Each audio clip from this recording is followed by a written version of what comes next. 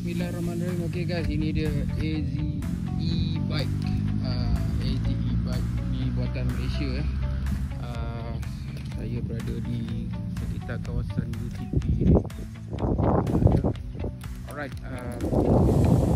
indikator penuh 20 km boleh pergi. Dia ada lampu, dia ada horn, brake dia, tayar okay.